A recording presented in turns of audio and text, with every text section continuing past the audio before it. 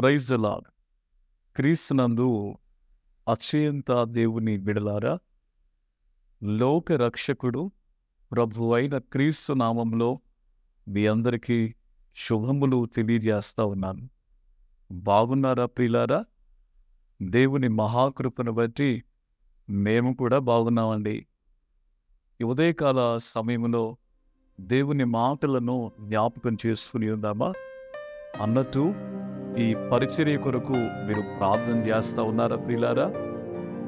మీరు వింటున్న సందేశాలు మీ ఆత్మీయ జీవితానికి ఎంతో బలోపేతంగా మార్చబడ్డాయని, మిమ్మలను నీతిలో యథార్థవంతమైన జీవితంలో నడిపించడానికి అద్భుతమైన రీతిలో ఈ సందేశాలు మీకు ఉపయోగకరంగా ఉన్నాయని నేను నమ్ముతూ ఉన్నాను ప్రియులారా. అలాంటప్పుడు ఈ సందేశాలను మన స్నేహితులకు, మన కుటుంబీకులకు మరి పరిచయం చేయవలసినటువంటి బాధ్యత కూడా మన మీద ఉందని మనం గమనించాలి. దేవుని వాక్యాన్ని జ్ఞాపకం చేసుకుందాం ప్రియులారా. ఈ సందేశాన్ని వింటున్నటువంటి మీలో ఇంకా ఎవరైనా ఈ ఛానల్ని సబ్స్క్రైబ్ చేసుకునకపోతే వెంటనే మీరు సబ్స్క్రైబ్ చేసుకోవాలని ప్రభు పేరిట మీకు తెలియజేస్తా ఉన్నాను. పరిశుద్ధ బైబిల్ గ్రంథం నుండి కీర్తనలు ప్రియులారా మనము జ్ఞాపకం చేసుకుంటున్నప్పుడు 64వ కీర్తన 6వ చరణాన్ని జ్ఞాపకం చేసుకుందాం. వారు దుష్టక్రియలను తెలుసుకున్నటకు ప్రయత్నింతురు, వెదకి వెదకి ఉపాయము సిద్ధపరుచుకుందురు, ప్రతి వాని హృదయాంతరంగము అగాధము. ప్రియులారా, దావీదు ఈ మాటలు తెలియజేస్తా ఉన్నాడు. ప్రతి వాని హృదయము అగాధము. ఈరోజు చూడ్డానికి బాగానే కనిపిస్తూ ఉన్నాం ప్రియులారా, కానీ ఎవరిని కదిపినా బాగున్నారా అని పలకరిస్తూ ఉంటుంటే, కొన్ని దినాల క్రితం లేదా కొన్ని సంవత్సరాల క్రితం ఎవరినైనా బాగున్నారా అని పలకరిస్తే బాగున్నామండి అని చెప్పేవారు. కానీ ఇప్పుడు బాగున్నారా అని అడిగితే ఏం బాగుండనండి. చూసారా ప్రియులారా, కాలం ఎంత భయంకరంగా మారిపోతా ఉందో, మనుషుల జీవితాలు ఎంత కఠినమైనటువంటి శ్రమల గుండా వెళ్ళిపోతూ ఉన్నాయో చూసారా ప్రియులారా. దినాన్న మనం గమనిస్తే అందరం బాగానే కనబడతా ఉన్నాం. ఉండడానికి మంచి ఇల్లు, మనం ప్రియులారా అనుభవించడానికి సర్వవైభోగాలు. కానీ ఇన్ని ఉన్నా లేనప్పుడు ప్రియులారా మానవుడి జీవితంలో లేదు అనే ఒక బాధ.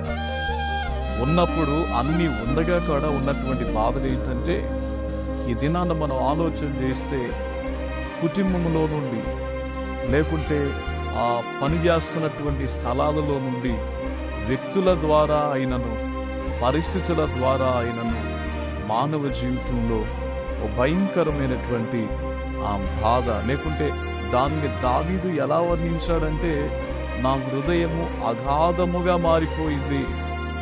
అగాధం అంటే భయంకరమైన చీకటి.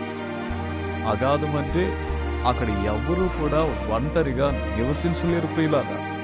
దావీదు అదే ప్రస్తావిస్తా ఉన్నాడు.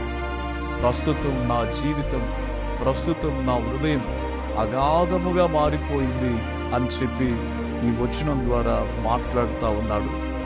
ఎందుకు దావీదు హృదయం అగాధముగా మార్చబడింది? కడుపున పుట్టినటువంటి పిల్లలే తండ్రికి శత్రువులుగా మారితే ఆ బాధ వర్ణాతీతమైనటువంటిది. నేటి దినాన్న మీ కుటుంబాల్లో కూడా మీ బిడ్డలు మీకు శత్రువులుగా మార్చబడ్డారా? పరిస్థితులు ఏవైనా సరే, సమస్యలు ఏవైనా సరే ప్రియులారా, అయితే దేవుడి దినాన్న అలాంటి పరిస్థితుల్లో ఆ అగాధముతో నింపబడిన హృదయాలు, ఆ పరిస్థితులన్నీ కూడా దేవుడు సమాధానకరముగా మార్చబోతా ఉన్నాడు నీవు నమ్మినట్లయితే.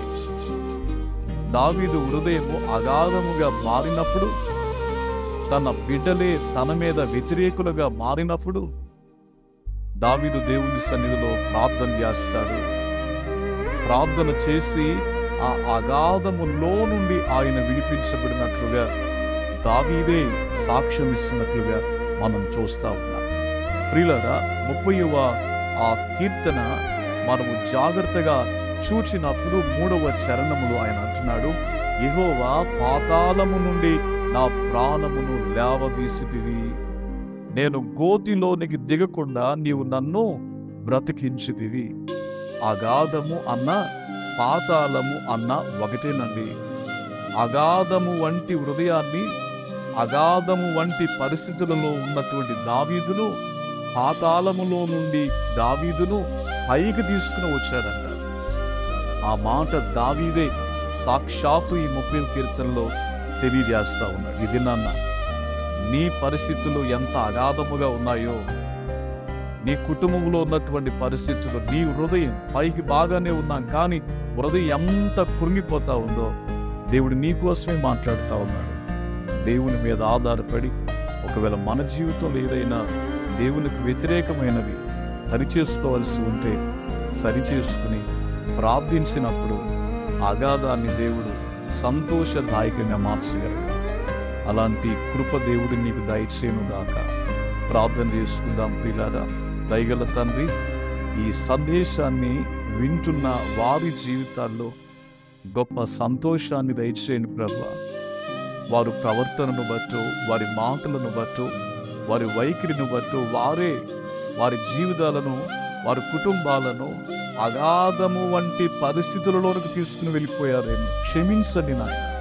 దావీదును ఎలాగున ప్రభువా మీరు విడిపించారు, అలాగున ఈ సందేశాన్ని వింటున్న బిడ్డలను విడిపించమని యేసు నామమున అడుగుచున్నాం తండ్రి. ఆమేన్.